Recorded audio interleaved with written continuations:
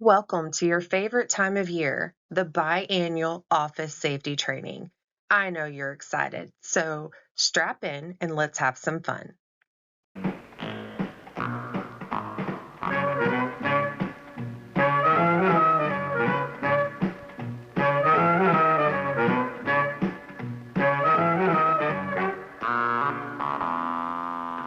This morning, when you came to work and opened your door, just because someone picked up a pencil, looked over some books,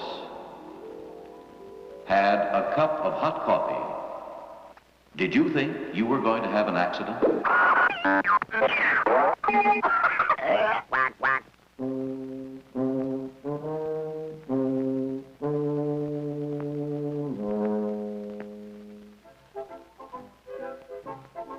No one plans on having an accident, least of all this pretty little thing.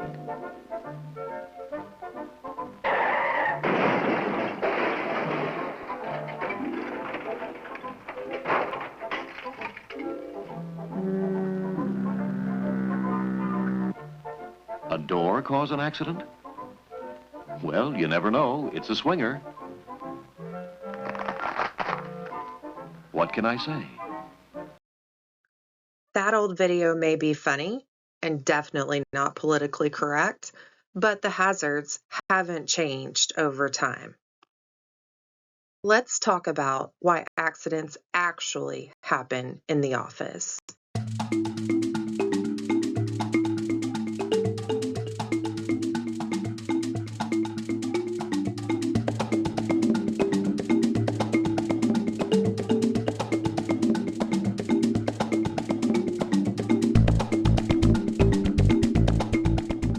People cause accidents. To be more exact, people not paying attention or doing something that they shouldn't be doing causes accidents. To put it another way, accidents result from varying degrees of carelessness, sloppiness, negligence, inattention, neglect, and ignorance.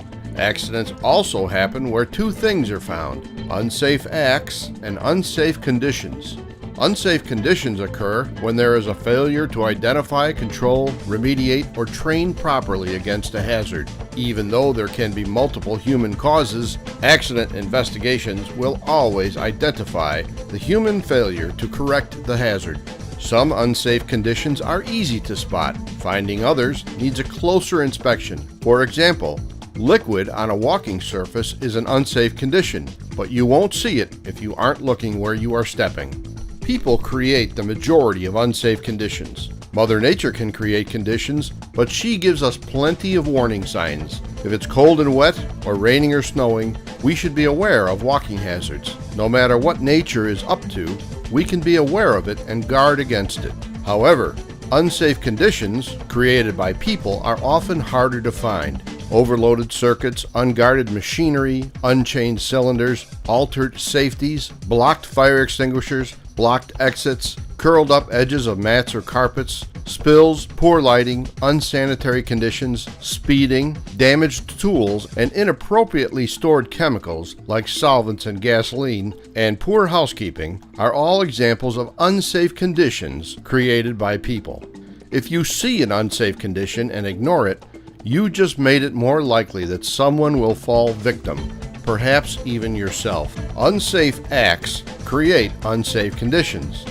Unsafe acts are things like failing to properly do a job, failing to see hazards, or taking unneeded risks. For example, speeding up to make the yellow light, using tools in wrong ways or using damaged or defective tools, not using proper personal protective equipment, ignoring the safety data sheet for chemicals you are using, or deliberately violating safety rules and procedures. How many unsafe acts can you spot today? Which ones are you doing? The worst kind of unsafe act is deliberately creating an unsafe condition. Have you done anything to make the job more risky for you or for others? Although it is difficult to foresee every condition or potential hazard, it's hard to find an accident that could not have been prevented. The person injured may not have caused the conditions that caused the injury, but something they did did or something another person did directly led to the incident. The facts from accident investigations are revealing. 99.5% of accidents are caused by people's behaviors.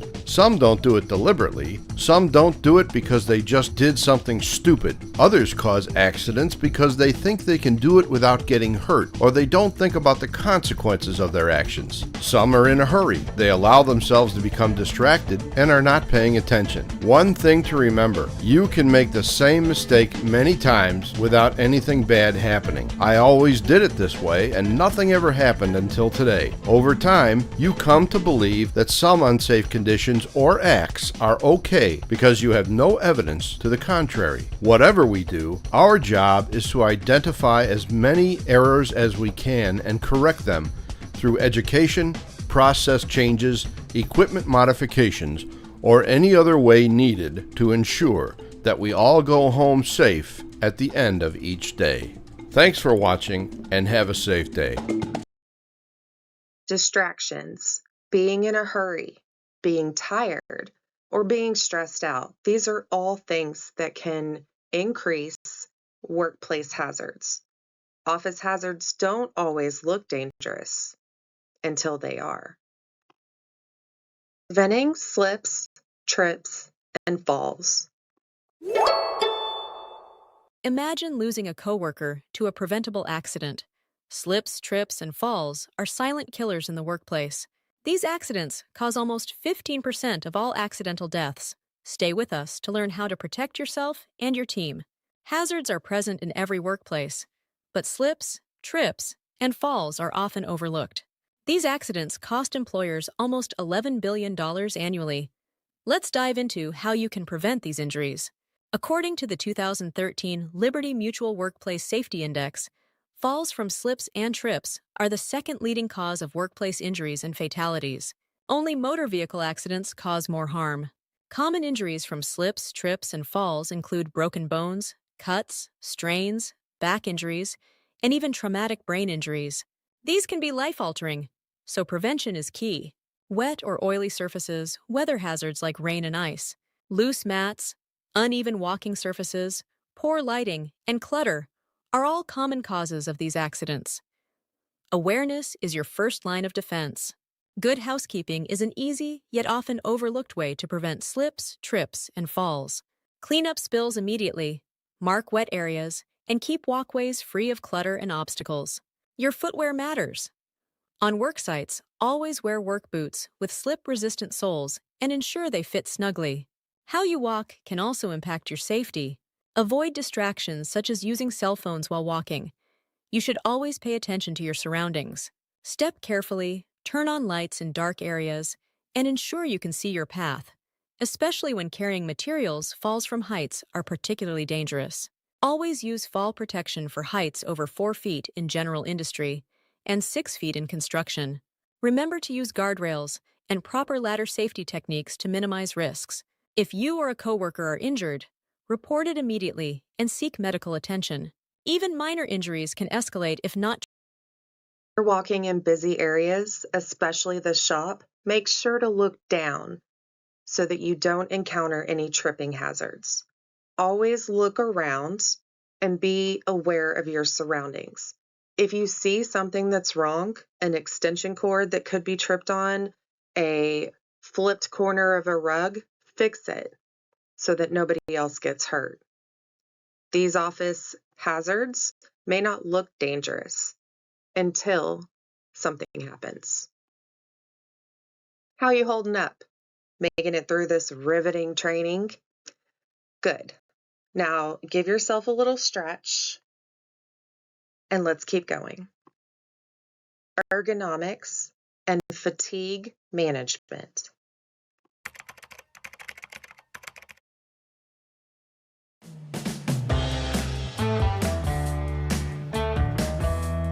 Ergonomics is the science of designing the workstation to fit the worker. And although ergonomic positioning at your office may not initially sound like a critical safety issue, it is.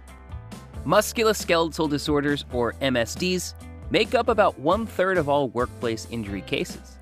A survey conducted by the American Academy of Orthopedic Surgeons found that 86% of office workers reported experiencing discomfort at work, with 62% reporting neck pain and 38% reporting back pain. Why? We weren't built to sit all day. But if you do, here's how to arrange your workstation to help keep you feeling good throughout the day.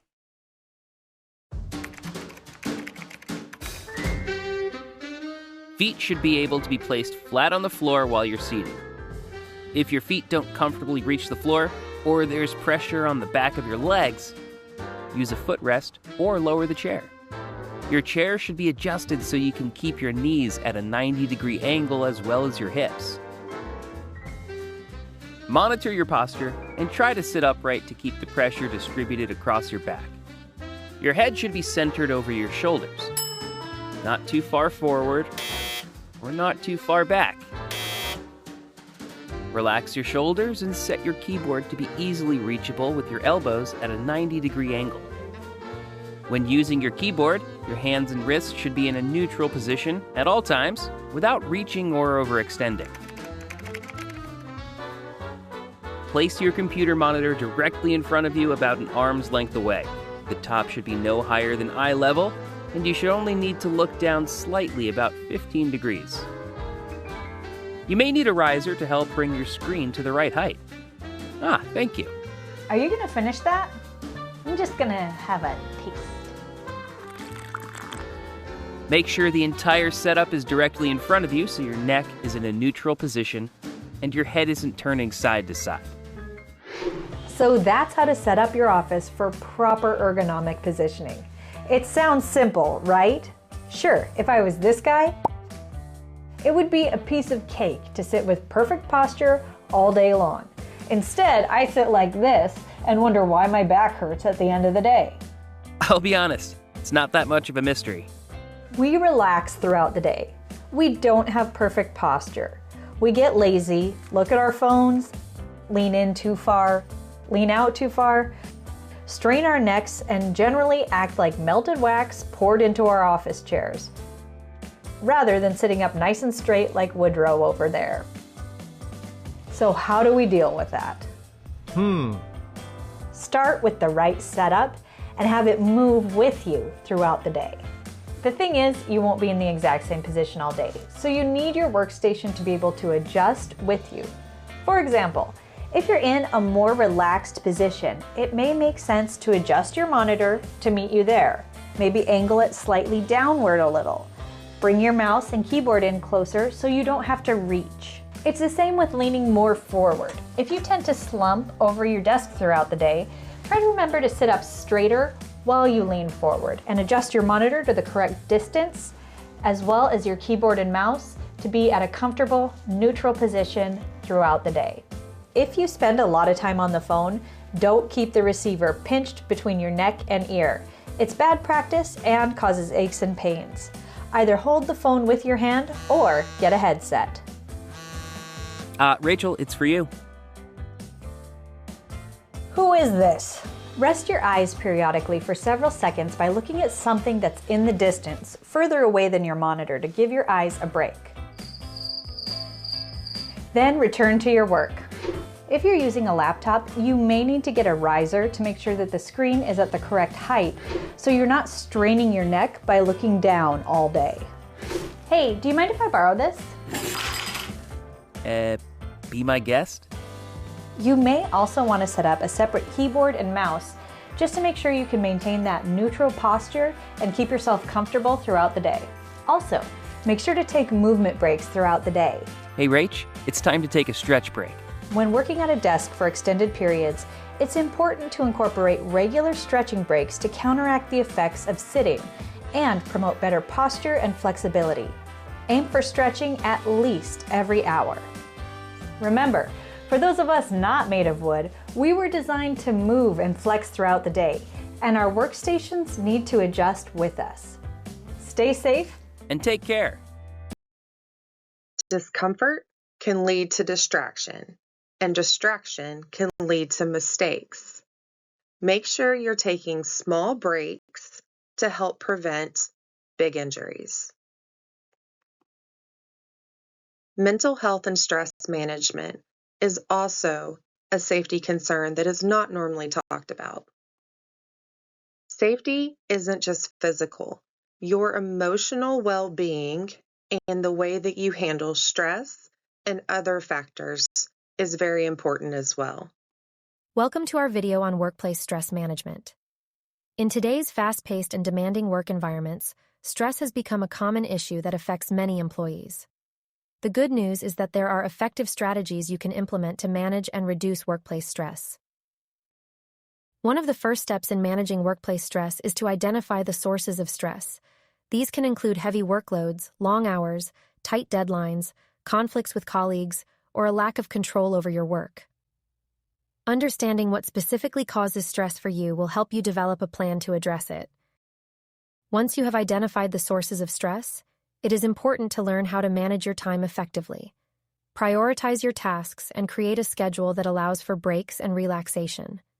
Taking short breaks throughout the day can help alleviate stress and restore focus. Additionally, ensure that you are setting realistic deadlines and communicating any concerns or issues with your supervisor. Another effective strategy for managing workplace stress is practicing self-care.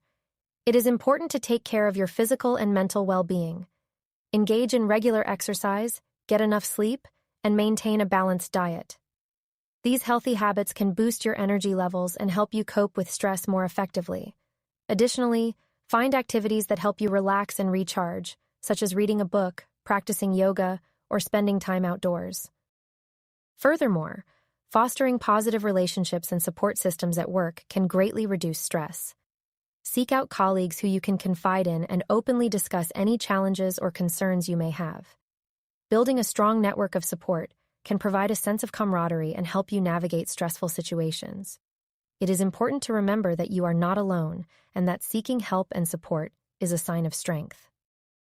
In conclusion, workplace stress is a common issue, but it can be effectively managed and reduced. By identifying the sources of stress, managing your time effectively, practicing self-care, and fostering positive relationships at work, you can create a healthier and less stressed work environment for yourself. Remember, it is important to prioritize your well-being and seek the necessary support when needed. Thank you for watching, and we hope these strategies help you in managing workplace stress. We all know what it feels like to be on a team where we are offered psychological safety. It means that we can raise our hands and say, I made a mistake, or I don't understand, or I've got some stuff going on at home and it's affecting my work, or I need help, or can you please be patient with me? And we can say these things without any fear of humiliation or retribution. We can say these things without any fear that it'll hurt our promotability, but more important, we can say these things with the confidence that those in our team will rush in to support us, or our leaders will rush in to support us. And this is a huge factor for employee burnout. Because when we feel that we can say those things and we can feel supported, we're more likely to seek help for whatever's stressing us out or causing us anxiety. And more importantly, we don't feel alone as we're going through the stress that's leading to burnout. So absolutely, psychological safety is a big part of helping reduce employee burnout. Smith Pump, safety is how we look out for each other, both physically and mentally. If you see a hazard, say something or fix it. If you're feeling overwhelmed, say something and ask for help. We're all in this together.